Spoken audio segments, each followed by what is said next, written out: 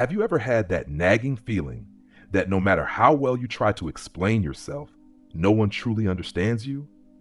You might share your thoughts, your feelings, even your deepest experiences, but still, there's this gap between your inner world and everyone else's. It's as if no one can truly access your reality. And if we're being honest, that's the harsh truth about human existence. We are, in a very real sense, fundamentally alone. The desire for deep connection is one of the most powerful driving forces behind human behavior. We crave to be seen, to be understood, to be validated by others. From our families to our friends to our partners, we seek people who will understand us in a way that we feel we can't quite understand ourselves. But no matter how close you get, there will always be a layer of separation between you and everyone else. When you try to articulate how you feel or what you think, you often find yourself running up against a wall. Despite your best efforts to communicate, you feel misunderstood. You may be speaking the same language, using the same words, but there is an invisible barrier that keeps your inner world private, locked away. It's as if you are always speaking from inside a glass bubble, where no one can truly hear the full depth of your experience. At the core of your being, you are alone. And before you panic, understand that this isn't a tragic truth. It's a universal one, and it's also a profound source of freedom. Think about this. Your thoughts, feelings, and experiences are uniquely yours. They exist within the realm of your consciousness, and no one else can truly experience them the way you do. Sure, we can attempt to share those experiences with others through conversation, art, or writing, but they remain, at best, approximations. Even something as simple as the color blue becomes a good example of this isolation. You and I may both call the sky blue, but the exact shade we perceive might be vastly different. If we tried to describe it, I could tell you what it looks like to me, and you might describe it to me in the same way. But could we ever really know if our experiences match? Not likely. And this isolation goes deeper. When you feel misunderstood by someone close to you, it's not their fault, and it's not because you're bad at communicating. It's simply because our consciousness cannot be fully shared. No matter how much we want someone to understand us, there will always be a barrier to complete connection. You can express yourself perfectly, use every word at your disposal to communicate your deepest feelings, and still, that person will be interpreting your words and feelings through the lens of their own experience, not yours. This reality isn't just frustrating, it's terrifying. We are alone, and no one else can fully access the core of our being. But here's the paradox. The more we try to fight against this isolation, the more it leads to suffering. When we seek complete understanding from others, we set ourselves up for disappointment. We forget that our reality is inherently private, and trying to share that with others can often lead to more frustration and a feeling of disconnection. However, accepting this truth is the first step to true freedom. When we stop fighting against the fundamental isolation of consciousness, we start to see it for what it is, an opportunity. The key is not to despair, but to embrace it. You will never be fully understood, and once you come to terms with that, you free yourself from the need for others to validate your existence. You stop living in constant pursuit of approval, and instead, you begin to live authentically, rooted in your own perception of reality. Now imagine how liberating it could be if you stopped expecting others to fully understand you.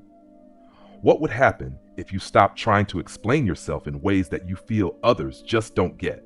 What if you allowed yourself to exist in your isolation and stop looking for validation or confirmation from others?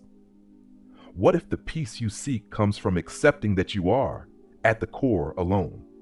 This doesn't mean you have to live disconnected from others, or that relationships don't matter. It simply means you learn to be at peace with your inner world, embracing your unique perspective without the need for others to validate it. You recognize the truth that you are whole, regardless of whether someone else fully understands your thoughts, emotions, or experiences. You see, true liberation lies in acknowledging the limits of shared understanding and choosing to live authentically, even when others may not get you completely. The more you embrace your private consciousness, the more you will find freedom within yourself. And that's the first step toward a deeper understanding of what it truly means to be alive. So now that we've faced the uncomfortable reality of isolation, let's dig deeper into how we can transform this solitude into a powerful tool for personal growth. You see, solitude is often feared, but it's also a space for self-discovery, and true freedom comes from learning to sit with it. One of the most profound thinkers who tackled this was Friedrich Nietzsche. Nietzsche saw human beings as naturally terrified of isolation. This fear drives most people to seek comfort in conformity, to blend in with the crowd and find meaning in collective belief systems. For Nietzsche, the human drive to fit in and be part of the herd was one of the most damaging aspects of existence. He even said, "No shepherd and one herd, everyone wants the same. Everyone is the same. Whoever feels different goes voluntarily into the madhouse." This reflects how much we fear standing alone. We'd rather abandon our own unique perceptions, deny our personal experiences, and conform to the group than embrace the solitude of being true to ourselves. The fear of standing out, of facing existential isolation, is so overwhelming that many prefer the safety of the herd, even if it means losing their own authenticity. People would rather blend in and abandon their unique thoughts and feelings than confront the deep loneliness that might arise from standing apart. But here's where Nietzsche offers us a radically different approach. Instead of running away from solitude, we can choose to embrace it. Solitude doesn't have to be a prison. It can be a gateway to intellectual independence and authentic living. The key to this freedom is detaching from the fear of isolation and recognizing that true power comes from standing on your own, even when no one else does. When you stop relying on others to validate your perspective, you gain the freedom to see the world through your own eyes. Imagine how liberating it would feel to trust your own judgment, not because everyone agrees with you, but because you've learned to trust yourself above all else. You stop relying on the approval of others and begin to live authentically, knowing that your thoughts, emotions, and experiences belong to you, and that's more than enough. But let's face it, this isn't easy. Choosing to stand alone means risking rejection, or at the very least, a sense of social disconnection. It's uncomfortable to not blend in, to think differently, to not follow the crowd. It's hard to face the abyss of solitude without retreating into the comfort of what others think. But this is the key. The discomfort is a part of the process. True strength doesn't come from hiding or conforming. It comes from facing the terror of being alone and choosing to live authentically, regardless of whether others understand or accept you.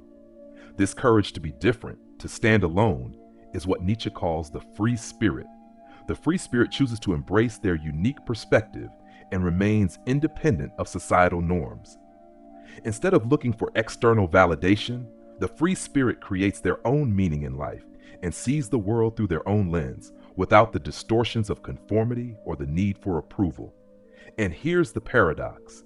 The more you embrace your solitude, the more authentic connection you can create with others. Why? Because you're no longer bringing your needs, your fears, or your insecurities into every interaction. When you stop seeking to be completed by others, you can engage in relationships from a place of wholeness, not dependency. This is where Carl Jung comes in. Jung, the famous Swiss psychoanalyst, emphasized that solitude is essential for self-awareness and self-integration. Jung saw that most people are deeply uncomfortable with being alone because it forces them to confront the parts of themselves they most want to avoid. He referred to this as the shadow self, those hidden parts of our personality that we repress because they don't fit into our ideal image of who we want to be. But true self-growth happens when we face this shadow directly, rather than avoiding it through distractions. Jung wrote, "Loneliness does not come from having no people about one, but from being unable to communicate the things that seem important to oneself, or from holding certain views which others find inadmissible." This line touches on the deepest part of the isolation experience. It's not that we're physically alone, but that no one else can truly understand our inner world. Most people walk through life not knowing what it's like to truly confront themselves, to face the shadow, to embrace those uncomfortable aspects of their psyche. Instead, they stay busy, avoiding what's real by filling their time with external noise, seeking approval, or running from the discomfort of their own thoughts. But when we choose to face this solitude, we're given the opportunity to integrate the shadow, to become a whole person, not fragmented by self-denial or projection. And this is where true strength comes from, when you no longer fear solitude because you know it's where you can find your deepest insights, your raw truth, and your authentic self. So how do we navigate this? How do we embrace solitude without being consumed by it? The answer is simpler than it seems. You stop seeking validation from others and instead turn inward. You begin to build a relationship with yourself that isn't contingent on outside approval. You start to embrace those parts of yourself that you've neglected, that you've hidden from the world. You face your shadow, and by doing so, you can connect with others more deeply, more authentically. So the real question becomes, what will you do with the solitude you fear so much? Will you use it as a tool for self-discovery and growth? Or will you keep distracting yourself, running from it, hoping it will go away? The power lies in your ability to embrace your solitude, not as a curse, but as a gift that allows you to live life on your own terms, free from the shackles of conformity. Now ask yourself, are you ready to take that step? To embrace solitude, to face the discomfort, and to discover the strength that lies within you? Because that is the true path to freedom, embracing who you truly are, alone and whole, and learning to engage with the world from that place of power. Now that we've explored the discomfort and initial fear that comes with solitude, let's dig deeper into why this state of being alone is actually the gateway to your true potential. The truth is, solitude isn't just about being alone. It's about discovering the depth of your own consciousness.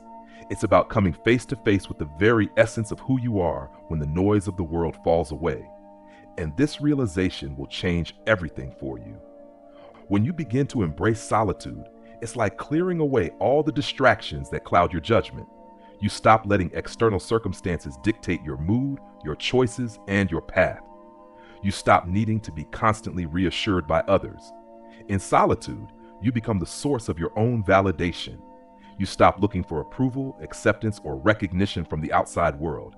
Instead, you begin to realize that your worth and your power have always been within you. Think about the most powerful figures in history.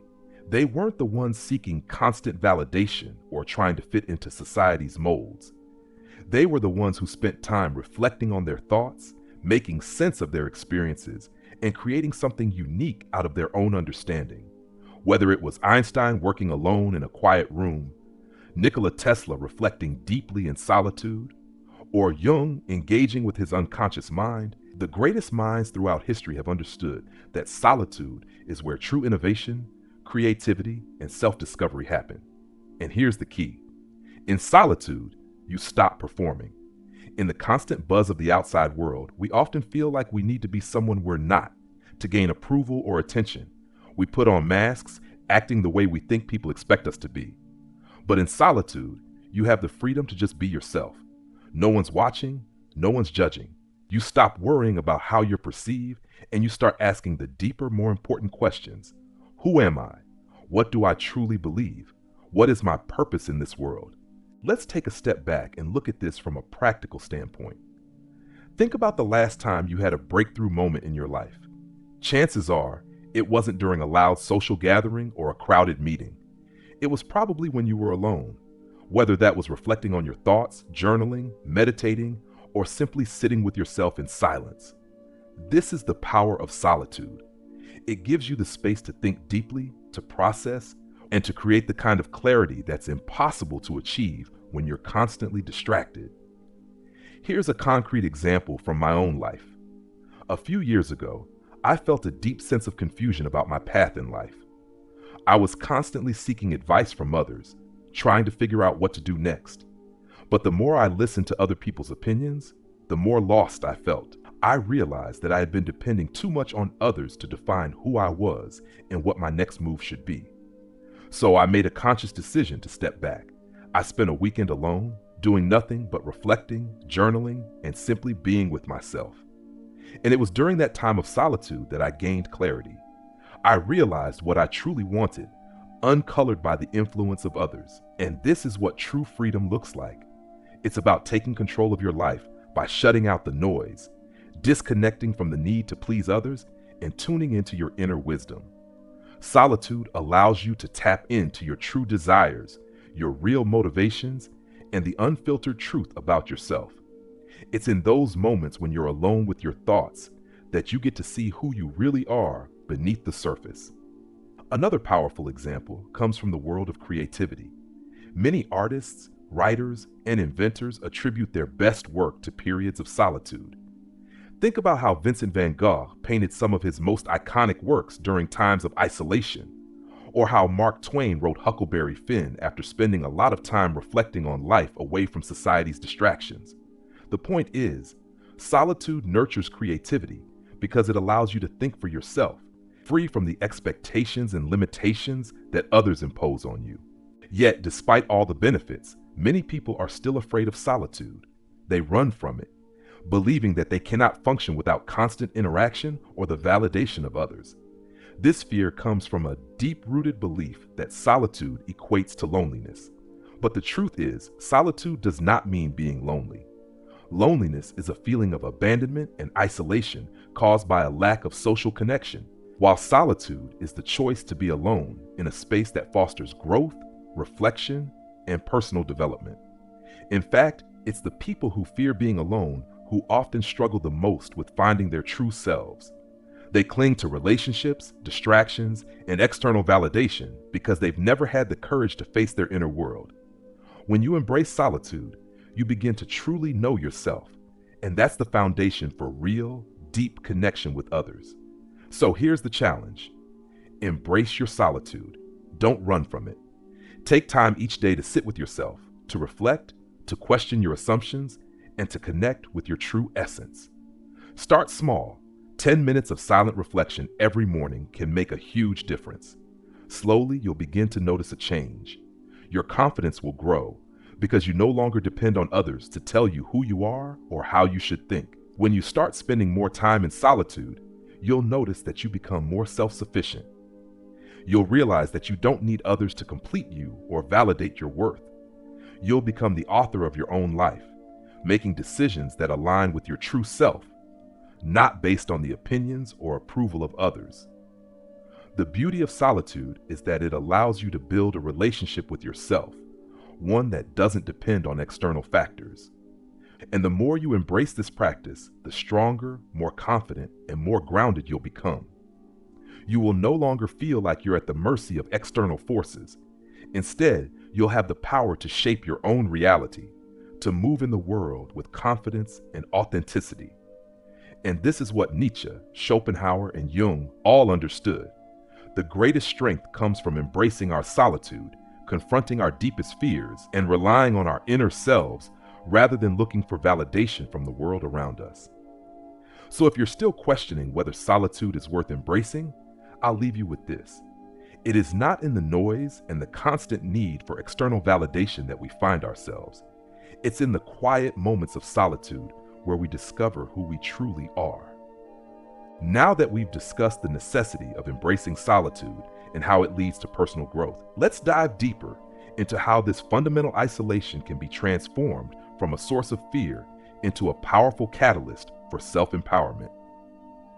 We've explored that the fear of being alone and misunderstood is universal, but it is also the very thing that, when confronted directly, allows us to break free from the constraints that society, expectations, and our own doubts impose upon us. Think about it. What happens when you face that fear of being alone and stop running from it? What happens when you shift your focus from the constant need for social validation and instead turn inward to develop your inner strength? The answer is simple. You reclaim your power. The greatest challenge that comes with confronting isolation is that most people don't know how to deal with the discomfort it brings. Instead of sitting with their feelings, they distract themselves, constantly scrolling through social media, engaging in superficial conversations, or filling their lives with noise. This avoidance only strengthens the illusion that connection with others is the only way to feel whole. But here's the key. True fulfillment comes when we are comfortable with our own company, when we realize that our worth does not depend on external approval. You see, when you embrace solitude, something extraordinary begins to happen. You begin to hear your own voice louder than ever before. This is where your true self begins to emerge, free from the need to conform or fit into the mold that society has created for you. It's in this space that you find the clarity to live authentically, to act on your true desires, and to finally release the burdens of expectation and fear that have held you back for so long. Let me share a personal story. A few years ago, I faced a period in my life where I felt disconnected from everything and everyone. I was constantly seeking validation from external sources, whether that was through approval from my peers, recognition from my mentors, or even the superficial likes on social media. But one day, after feeling drained and unfulfilled, I decided to spend an entire weekend by myself. I turned off my phone, disconnected from the world, and sat in silence. At first, it was uncomfortable. I felt the urge to grab my phone to reach out for something that would fill the emptiness, but I resisted. I allowed the silence to unfold, and in doing so, I found clarity. I realized that my constant need for validation was just a distraction from the real work I needed to do, to connect with my own truth. This experience transformed my perspective. I started to realize that no one else could provide the answers I was seeking because they were buried deep within me. Solitude gave me the space to reflect, to process, and ultimately to grow. I wasn't just sitting alone, I was becoming more self-sufficient. I began to develop the strength to navigate life based on my own inner compass rather than relying on external sources to tell me who I should be or what I should think. Here's the thing, solitude is not a punishment, it's a privilege. It allows you to step outside the noise, to silence the endless distractions, and to connect with the deepest parts of yourself. It's in this space that you truly find your voice, the one that's not shaped by anyone else's opinions, but by your own unique perspective. As you continue on this journey, you'll discover that the more you accept solitude, the less you need the validation of others. You'll stop measuring your worth by how many people like you or how much attention you get. Instead, your confidence will come from within. You'll understand that you don't need to explain yourself to anyone. You are enough just as you are. This shift is powerful because when you stop seeking validation, you begin to focus on what truly matters to you. You start living a life that aligns with your core values, not with the fleeting opinions of others. And the beauty of this is that it doesn't lead to isolation in the traditional sense. It actually opens the door to deeper, more meaningful connections. When you are comfortable in your own skin, you're no longer trying to impress or win approval. You begin to engage with others from a place of authenticity, free from the pressure of performing or pretending. You listen more, you empathize more, and you connect on a deeper level. It's the kind of connection that doesn't rely on shared beliefs or opinions, but rather on a shared human experience, grounded in the understanding that we are all walking our own unique paths. Now let's look at the concept of empowerment. Empowerment doesn't come from gaining power over others. It comes from gaining power over yourself. When you embrace your solitude and the discomfort that comes with it, you begin to develop resilience. You train yourself to stand strong in your own truth without needing others to validate it. You stop fearing judgment because you've already accepted yourself, flaws and all. This is the freedom that Nietzsche, Schopenhauer, and Jung understood so deeply. They didn't see isolation as a negative thing. They saw it as a necessary step towards self-realization. It's in solitude that we learn to confront our fears, integrate our shadow selves, and ultimately become whole. And when we embrace this wholeness, we can move through the world without the need for constant validation, free from the need to fit into a mold. But here's the most surprising thing. When you embrace your own company, others will naturally be drawn to you, not because you're seeking their approval, but because you radiate confidence and authenticity. People are attracted to those who are comfortable in their own skin, who don't need others to complete them. So here's the challenge. Will you continue seeking validation from the outside world, or will you choose to embrace solitude and the profound freedom that comes with it? The more you practice embracing solitude, the more powerful, resilient, and authentic you will become. And when you do, you'll realize that this power was inside you all along, waiting to be discovered. The choice is yours. Will you continue to fear the solitude that brings you face to face with your true self? Or will you embrace it and discover that in the quiet, you find your most authentic, powerful, and free self?